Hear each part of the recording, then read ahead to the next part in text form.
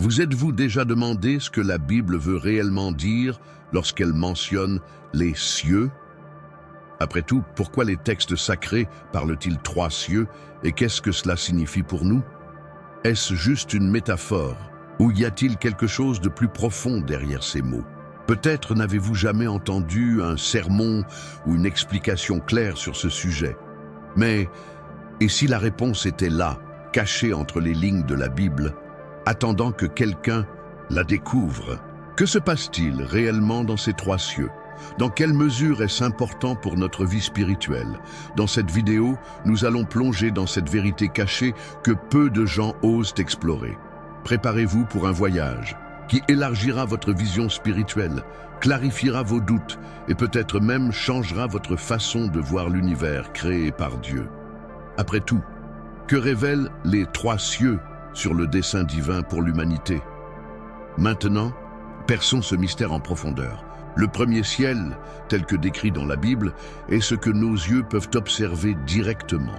Le firmament, l'espace où les nuages flottent, les oiseaux volent et les étoiles brillent de jour comme de nuit. Il est le ciel visible, celui qui nous entoure et qui se présente comme l'une des premières manifestations de la création divine. Ce ciel est mentionné au tout début de la Bible, dans Genèse 1, 6, 8, lorsque Dieu sépare les eaux et crée le firmament, l'appelant ciel.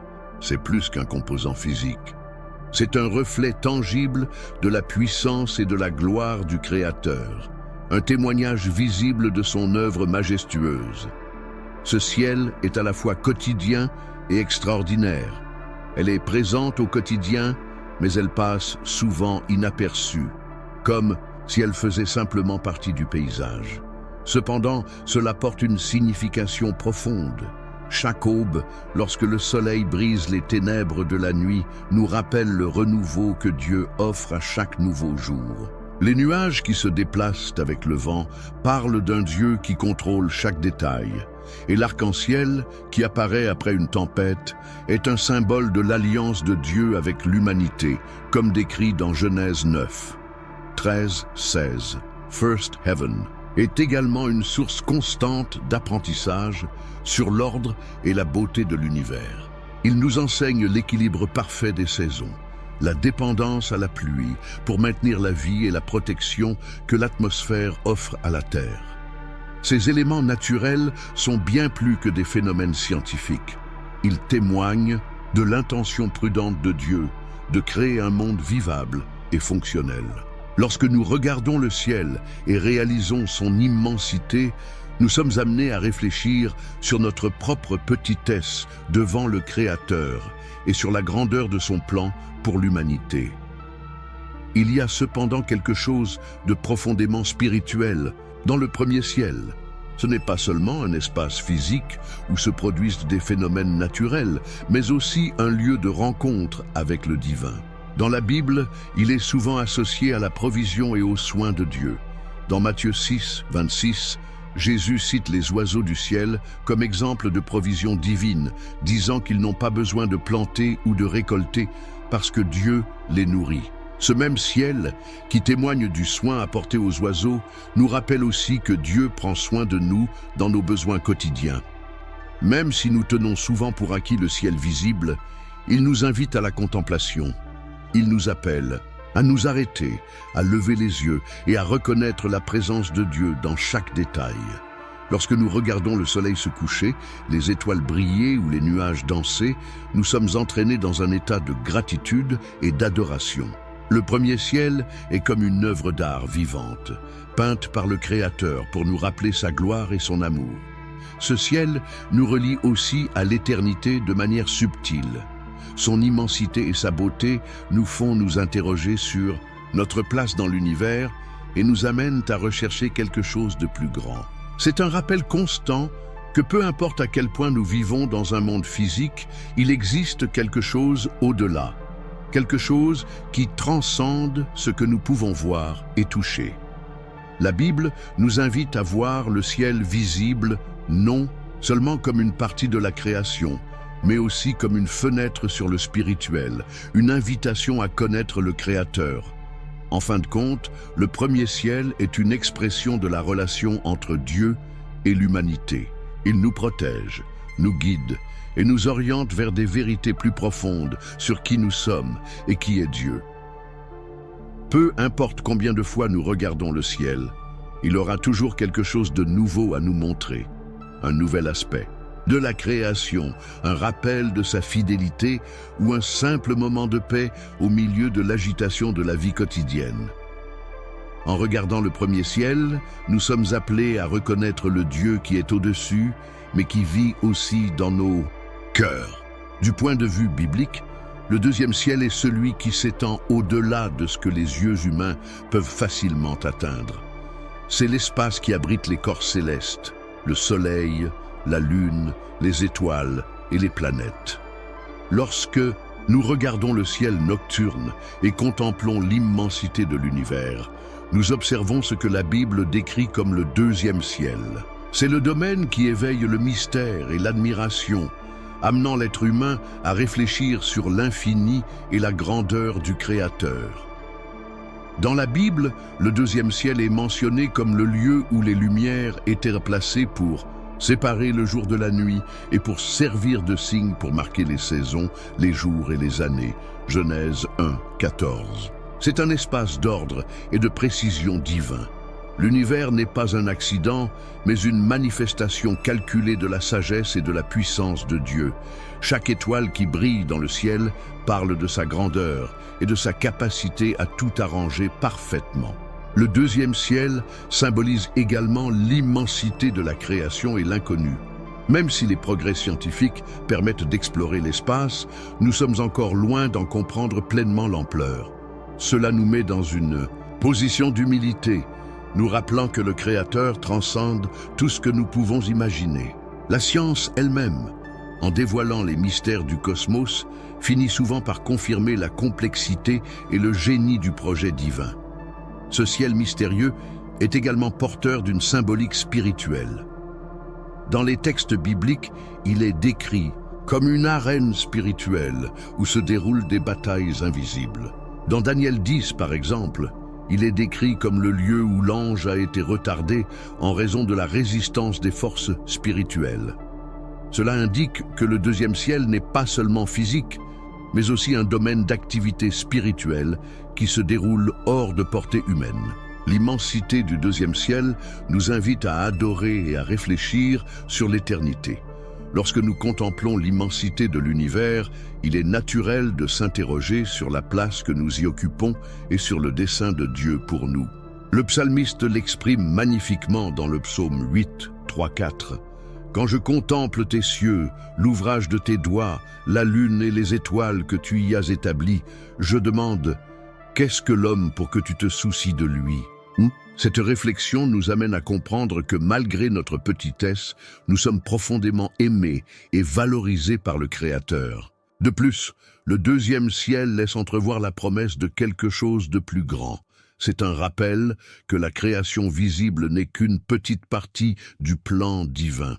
L'immensité de l'univers est une métaphore de l'infinité de l'amour de Dieu et de l'éternité qu'il a préparée pour ceux qui le suivent.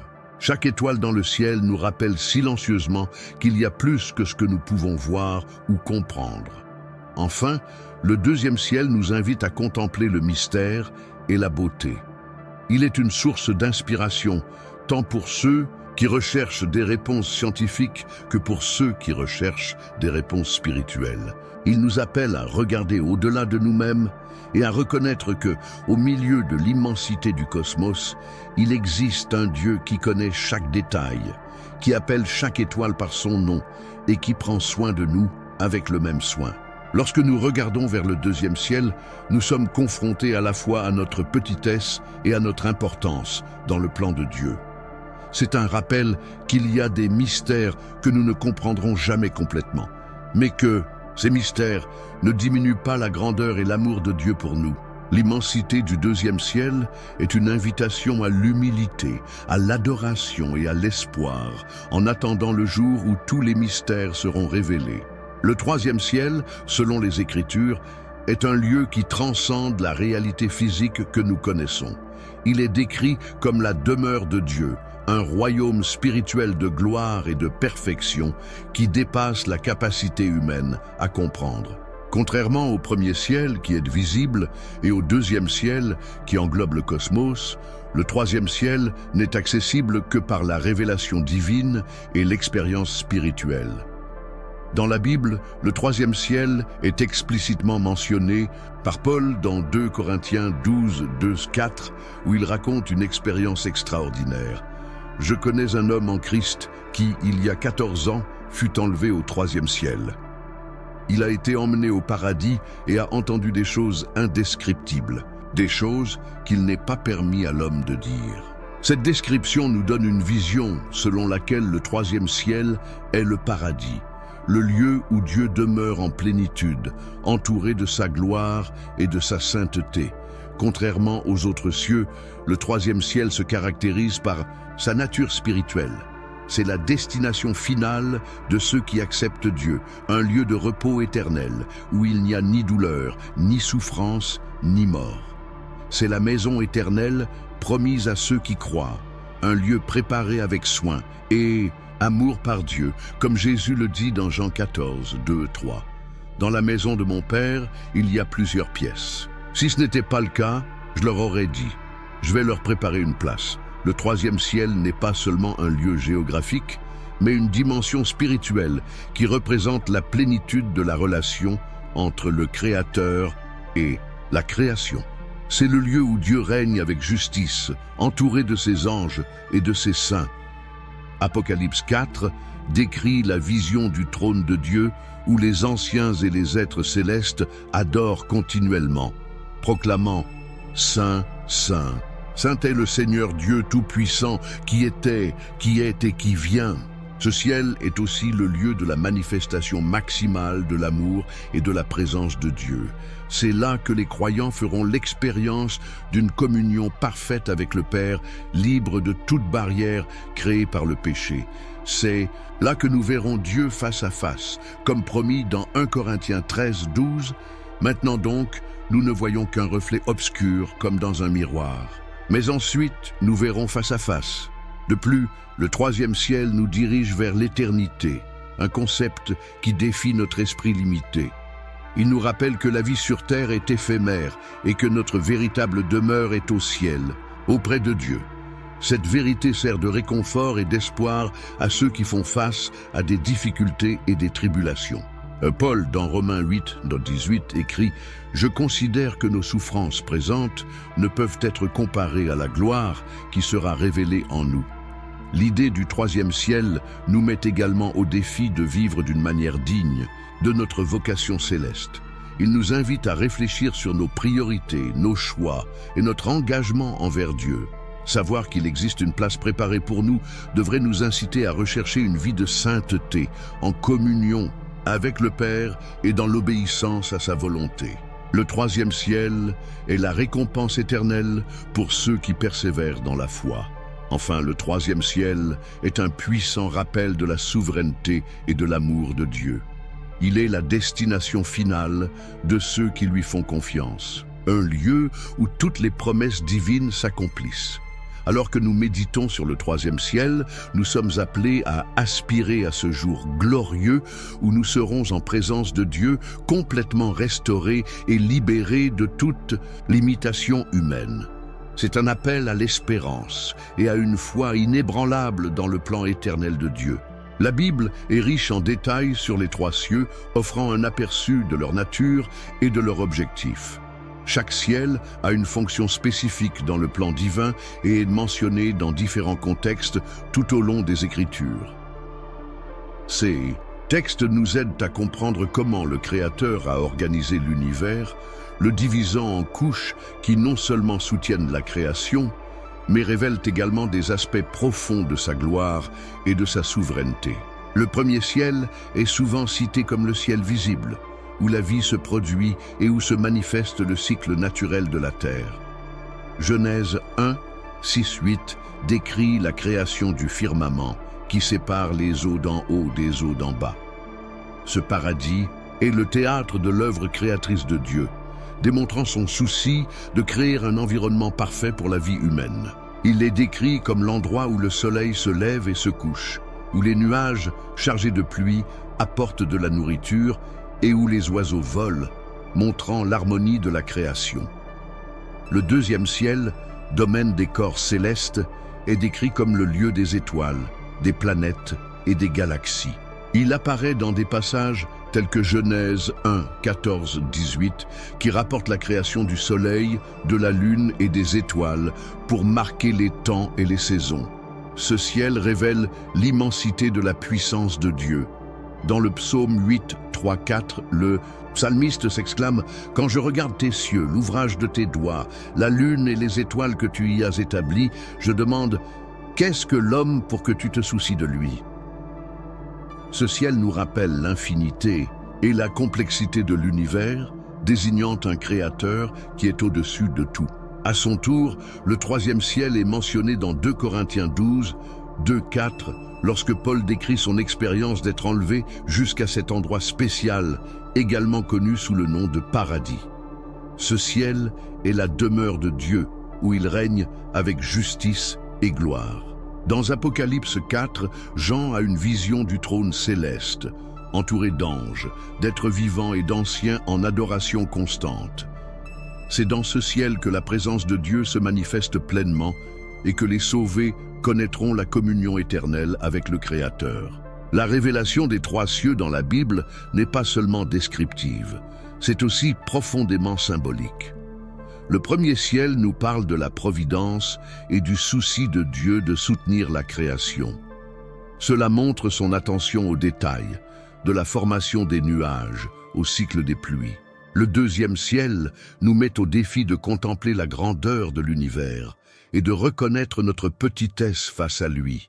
Cela nous rappelle que le Dieu qui a créé les galaxies se soucie aussi de nous. Le troisième ciel, enfin, est le lieu où s'accomplissent toutes les promesses de Dieu. C'est la destination finale, le lieu du repos éternel et de la rencontre avec le Créateur. De plus, la Bible utilise fréquemment des images des cieux pour enseigner des leçons spirituelles. Le premier ciel nous rappelle l'importance de la foi quotidienne, de faire confiance à la subsistance de Dieu, tout comme les oiseaux ont confiance. Matthieu 6, 26. Le deuxième ciel nous amène à réfléchir sur l'éternité et le plan divin qui transcende le temps et l'espace. Le troisième ciel nous donne l'espoir, surtout dans les moments difficiles, que quelque chose de plus grand nous attend. Ces descriptions bibliques des cieux nous invitent également à l'adoration. Lorsque nous regardons le ciel visible, nous sommes amenés à reconnaître l'œuvre des mains de Dieu. Lorsque nous contemplons le cosmos, nous sommes inspirés par la grandeur de sa création. Et quand nous pensons au troisième ciel, nous sommes poussés à désirer sa présence éternelle. Chaque ciel nous donne une raison de louer, une occasion de nous émerveiller devant Dieu qui a créé toutes choses. Enfin, la révélation biblique, venue du ciel, nous met au défi de vivre d'une manière conforme au dessein divin. Il nous rappelle que notre existence ne se limite pas à ce qui est visible, mais que nous sommes appelés à vivre dans une perspective éternelle. Les cieux nous invitent à chercher Dieu de tout notre cœur, reconnaissant qu'il est au-dessus de tout, mais aussi présent dans chaque détail de notre vie. Comprendre les cieux, c'est mieux comprendre le Dieu qui les a créés et la promesse de vie éternelle qu'il nous offre. La Bible, avec sa profondeur spirituelle et son riche symbolisme, mentionne souvent des termes tels que ciel, paradis et éternité. Bien que ces mots soient interconnectés, chacun a une signification distincte et un rôle spécifique dans un plan divin. Comprendre ces différences nous aide à approfondir notre vision spirituelle et à mieux comprendre ce que Dieu a révélé sur sa création et son plan pour l'humanité. Les cieux, comme nous l'avons vu, sont divisés en 3 niveaux comme décrit dans les Écritures. Le premier ciel est l'environnement physique qui nous entoure. Le ciel visible où l'on observe les nuages, le soleil, la lune et les étoiles. Le deuxième ciel s'étend jusqu'au cosmos, le vaste univers qui nous impressionne par son ampleur et son mystère. Le troisième ciel est la demeure de Dieu, un lieu spirituel de perfection et de gloire, où ceux qui sont sauvés demeurent en communion éternelle avec le Créateur. Chacun de ces cieux joue un rôle dans le fonctionnement de l'univers physique et spirituel, révélant différents aspects de la présence et de la puissance de Dieu. En revanche, le paradis est un concept qui porte une connotation plus intime et spécifique. Il est décrit comme un lieu de repos et de réconfort pour les justes. Lorsque Jésus dit au voleur sur la croix « Aujourd'hui tu seras avec moi au paradis » Luc 23, 43, il fait référence à un état de félicité après la mort, avant la résurrection finale. Paul mentionne également le paradis dans 2 Corinthiens 12, 4, en racontant son expérience au 3e ciel. Cela indique que le paradis est situé dans le 3e ciel, mais il a une signification qui dépasse l'espace physique. C'est le lieu où la présence de Dieu est pleinement vécue, un lieu de paix et de joie. L'éternité est un concept encore plus complet. Alors que les cieux et le paradis sont des descriptions de lieux ou d'états spécifiques, l'éternité transcende la notion d'espace et de temps. C'est la destination finale de ceux qui suivent Dieu, une existence sans fin en présence du Créateur. Dans Apocalypse 21, 3, 4, nous parlons de la nouvelle Jérusalem, où Dieu habitera avec son peuple et où il n'y aura plus de douleur, de larmes ou de mort. C'est la promesse de l'éternité, une communion parfaite et continue avec Dieu dans un état de joie et de plénitude. Les différences entre le ciel, le paradis et l'éternité reflètent également les progrès du plan de Dieu pour l'humanité. Les cieux révèlent sa création, le paradis démontre ses soins et sa récompense immédiate après la mort, et l'éternité représente l'accomplissement final de sa promesse. Cette progression nous aide à comprendre que Dieu a un plan détaillé et aimant pour chaque étape de notre existence.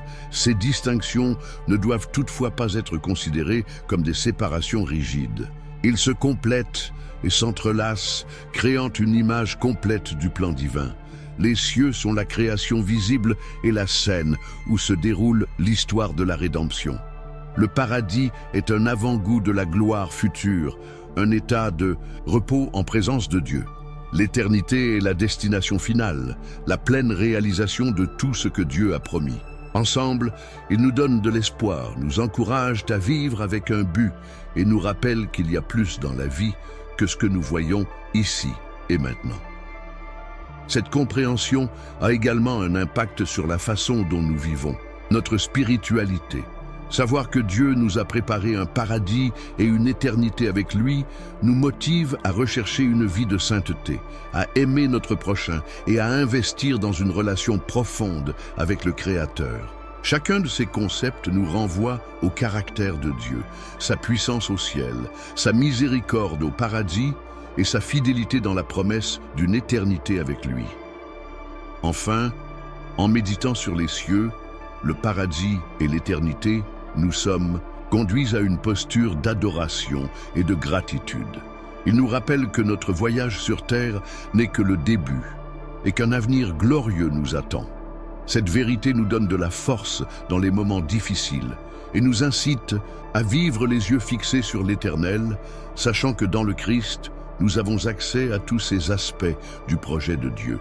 Bien que la Bible mentionne les 3 cieux et décrit leur signification, de nombreuses églises n'abordent pas ce sujet en détail dans leurs enseignements.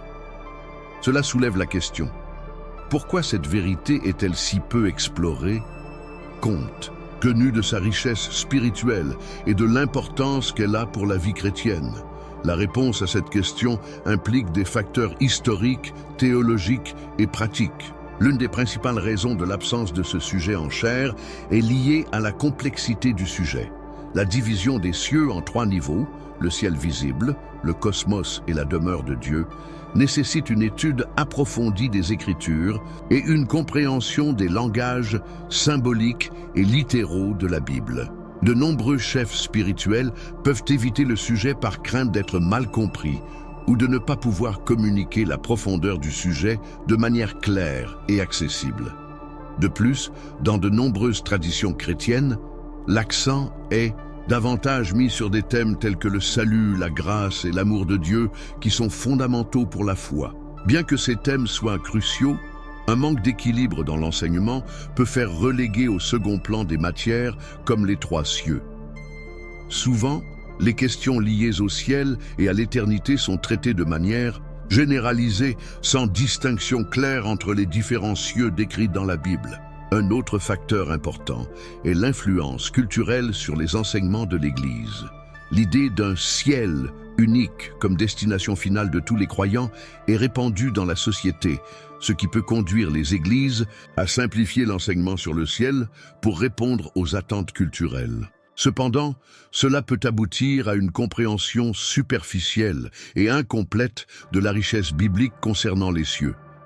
Le manque d'enseignement sur les trois cieux peut également être lié à la priorisation de thèmes plus pratiques ou contemporains dans les sermons et les études bibliques.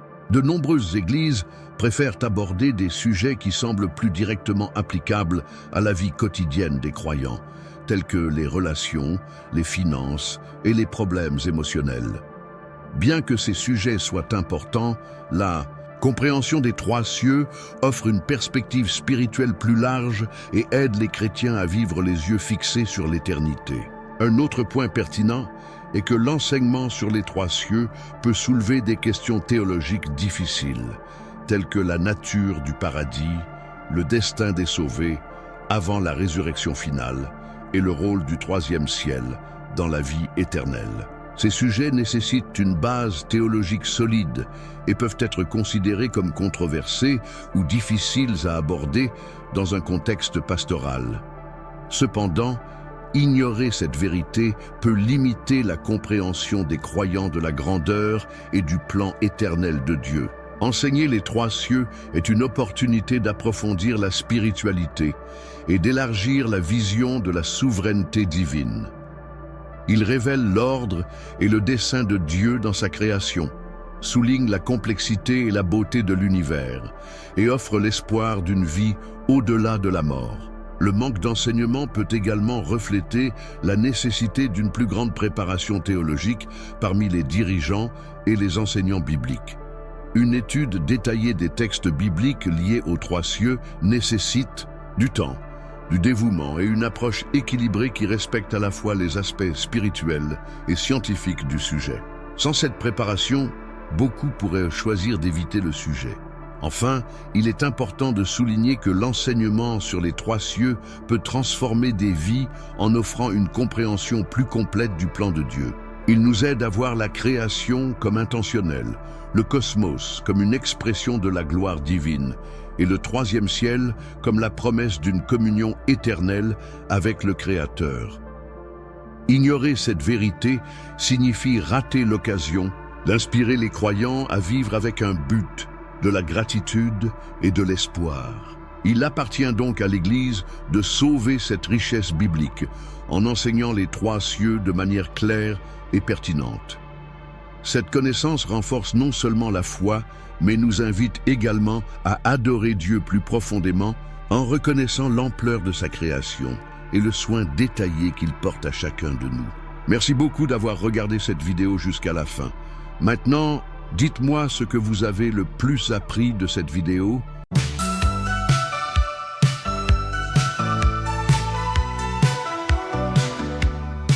Les justes en attente, à cela qui attend la vie. L'espoir est leur manteau, Yahvé les conduit. Dans le désert aride, les cœurs braves et purs. Quand un chant solide, Yahvé rend sûr. Oh Yahvé éternel, les voix s'élèvent haut. Entends nos fidèles, éloigne nos mots. Les animaux chantent, braves et innocents. Suppliés dans leur plainte, intervient maintenant. À l'ombre de tes ailes, cherchons ta lumière.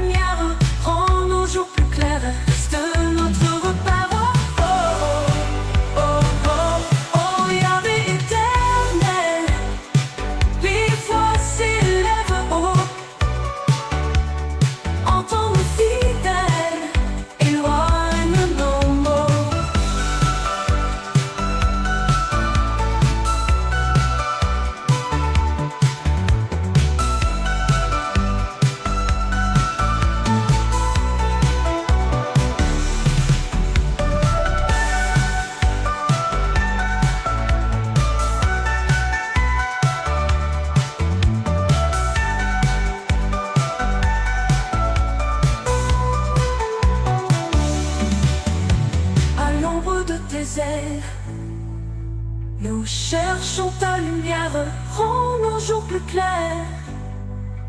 Reste notre repère. Oh, oh, oh, yeah.